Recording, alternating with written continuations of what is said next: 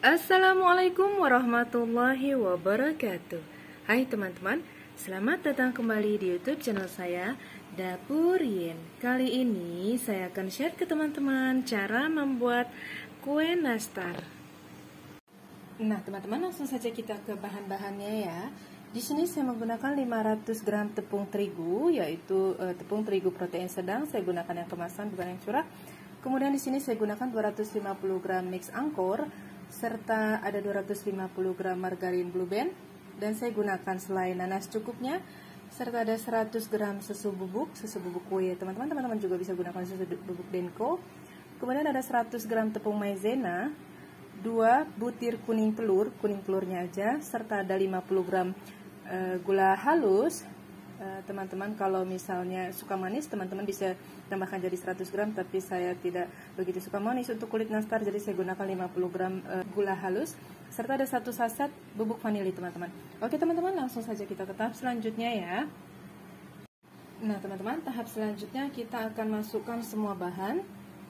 Jadi di sini saya tidak menggunakan mixer sama sekali ya teman-teman.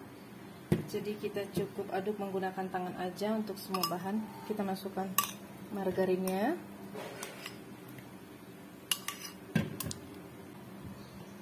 serta kita masukkan mix angkornya,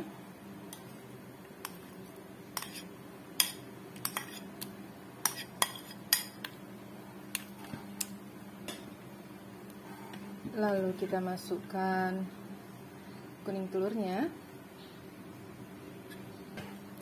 Kita ratakan dulu ini teman-teman. Kalau mau pakai balon whisk juga boleh.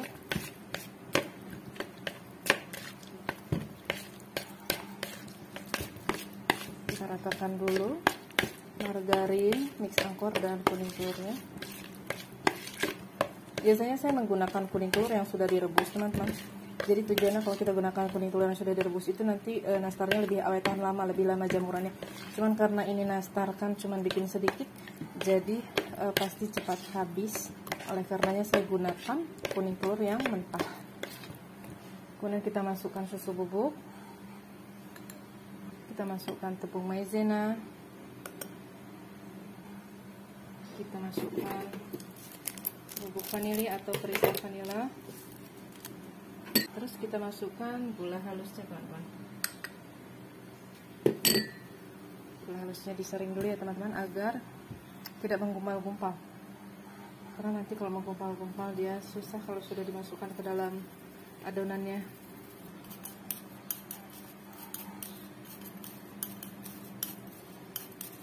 Selanjutnya kita masukkan tepung terigu teman-teman. Masukin aja semua, lalu kita aduk menggunakan tangan. Ini tangan saya sudah saya cuci terlebih dahulu. Aduk seperti biasa, tapi teman-teman jangan kenceng-kenceng mengaduknya ya, atau menggenggamnya, karena nanti akan pengaruh pada tekstur nastar setelah dipanggang atau setelah matang. Kalau teman-teman kenceng-kenceng ngaduknya, nanti adonannya jadi matang, hasilnya nanti akan keras. Oke teman-teman, saya aduk merata terlebih dahulu ya. Nah teman-teman, setelah diaduk merata menggunakan tangan, hasilnya seperti ini, teksturnya seperti ini sudah pas, takarannya sudah pas teman-teman, nggak perlu tambahkan apa-apa lagi atau kurangi. Jadi dia sudah bisa dibulat-bulatkan. Kemudian kita ambil secukupnya, kita bulat-bulatkan seperti ini, lalu kita gepengin, dan kita masukkan selai secukupnya teman-teman. Kita masukkan selai nanasnya secukupnya. Untuk besar nastarnya juga itu terserah teman-teman, mau gede, mau sedang, mau kecil, itu enggak masalah. Kemudian kita bulat-bulatkan seperti ini. Nah, hasilnya seperti ini teman-teman. Jadi bagi teman-teman yang mau gedenya sama rata, teman-teman banyak berlatih, karena kalau teman-teman biasa bikin nastar itu otomatis feelingnya tuh dapet. Jadi dengan sendirinya ukurannya tuh bisa sama semua ketika nyomot adonannya. Kita bikin lagi.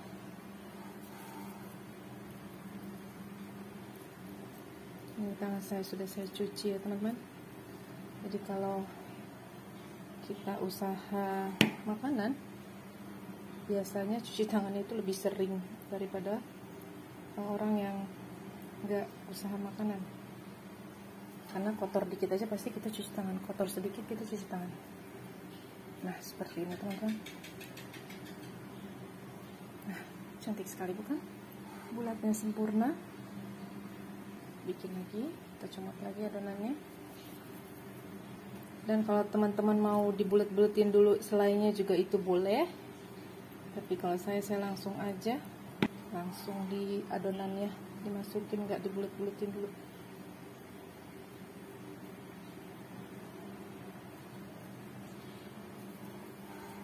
Jadi fungsi tepung maizena di adonan itu selain membuat kue nastarnya jadi renyah, dia juga bisa mengelastiskan adonan teman-teman. Jadi tepung maizena itu salah satu bahan yang wajib ada di dalam adonan nastar, biar ketika dibulet-buletin adonannya dia akan elastis. Kalau teman-teman nggak masukin tepung maizena di dalam bahannya, dia nggak akan bisa kayak begini ngelentur. Jadi adonannya tuh lentur. Kalau adonan yang tanpa tepung maizena, dia nggak bisa dilipat, pasti dia patah-patah. Oke teman-teman, seperti ini. Cantik sekali bukan? Nah teman-teman, saya selesaikan untuk membulat-bulatkannya dulu ya. Nah teman-teman, sudah jadi satu loyang dibulat-bulatkan, langsung kita panggang agar nanti prosesnya tidak lama. Di sini saya gunakan loyang yang kecil aja, saya gunakan oven listrik karena kebetulan oven besar saya sedang rusak. Nah teman-teman, selanjutnya kita akan panggang. Jadi saya metodenya itu dipanggang dulu baru dioles ya teman-teman. Jadi kita panggang setengah matang dulu, baru nanti dioles. Sebelumnya ovennya sudah saya panaskan. Kita akan set di suhu 150 derajat Celcius menggunakan api atas bawah selama 30 menit teman-teman. Ini untuk panggangan yang pertama sebelum dioles ya. Tapi teman-teman sesuaikan aja dengan oven teman-teman. Karena beda oven, beda juga penyesuaiannya. Oke teman-teman, kita tunggu sampai 30 menit ke depan ya. Nah teman-teman, setelah 30 menit pertama kita panggang, kemudian kita keluarkan, kita masukkan adonan yang lain, kita panggang juga dengan suhu yang sama 150 derajat Celcius menggunakan api atas bawah selama 30 menit pertama ya teman-teman. Jadi yang sudah dipanggang tadi kita akan oleskan kuning telur. Oke teman-teman, kita masuk ke tahap selanjutnya. Nah teman-teman, selanjutnya kita akan buat olesannya. Di sini saya gunakan 2 kuning telur dulu aja teman-teman. Nanti kalau kurang kan tinggal ditambah lagi. Jadi olesannya kuning telur murni aja teman-teman. Tapi kalau teman-teman mau tambahin butter setengah sendok teh atau madu atau SKM, itu juga boleh, setengah sendok teh aja. Tapi di sini saya gunakan kuning telur utuh aja tanpa campuran apapun. Hasilnya juga tetap bagus teman-teman. Kemudian kita saring agar nanti ketika dioles nastarnya mengkilap, tidak belang bentong teman-teman. Kita saring agar lendir-lendir kental tidak ikut serta dalam kuning telurnya. Nah, seperti ini teman-teman. Ini nanti yang bikin jelek olesannya kalau dia ikut ke dalam kuning telurnya. Satu resep ini nantinya untuk olesan itu sendiri bisa menghabiskan kurang lebih sampai 8 butir kuning telur ya teman-teman. Oke teman-teman, selanjutnya kita akan oleskan. Oke teman-teman, kita oleskan nastarnya. Jadi nanti kita akan oles sebanyak 2 kali olesan. Nah jadi teknik saya untuk mengoles nastar itu saya pegang satu-satu teman-teman, seperti ini. Jadi nanti full sampai badan-badannya ketutup. Nah ini sudah tertutup. seperti ini teman-teman. Hasil olesan yang pertama. Jadi kita olesin semua dulu, nanti baru oleskan semua untuk lapisan pertama, lalu oleskan lagi untuk lapisan kedua. Seperti itu teman-teman. Jadi ini ditunggu agak kering dulu yang lapisan pertama, baru nanti dilanjutkan dengan olesan lapisan kedua ya. Jadi kalau kita pegang bagus, olesannya merata menutupi nastarnya. Seperti itu teman-teman.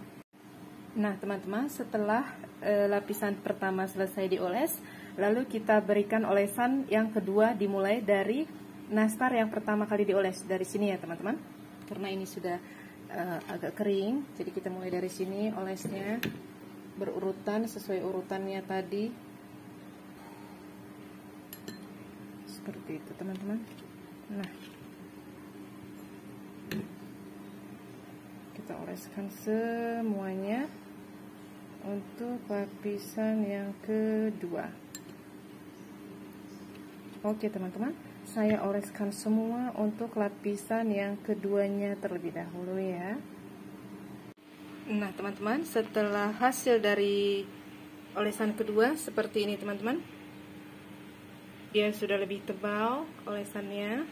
Nah selanjutnya kita akan panggang. Selanjutnya kita akan panggang. Kita gunakan api atas aja teman-teman untuk panggangan yang kedua.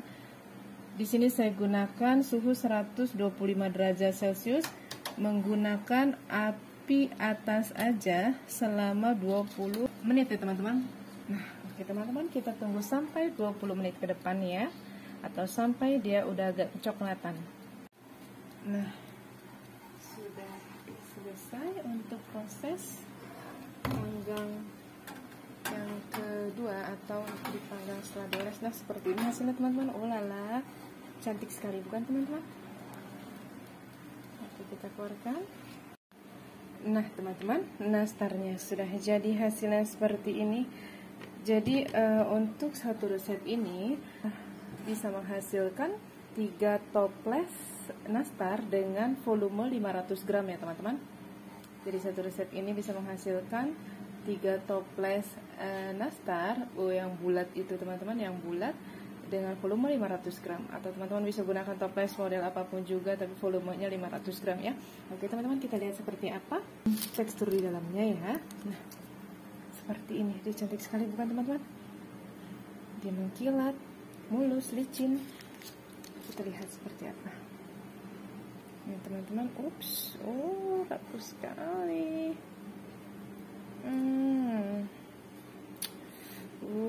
Menggoda sekali bukan teman-teman? Oh ini enak banget teman-teman, patut coba ya. Buatnya juga mudah bukan? Teman-teman tidak memerlukan mixer untuk membuat nastar seperti ini. Bagi teman-teman yang tidak punya mixer, bukan masalah untuk membuat nastar. Nah teman-teman, demikian video saya kali ini. Semoga video saya kali ini bisa bermanfaat untuk teman-teman, bisa menginspirasi teman-teman, bisa sebagai ide jualan teman-teman juga, atau hanya sekedar cemilan di rumah.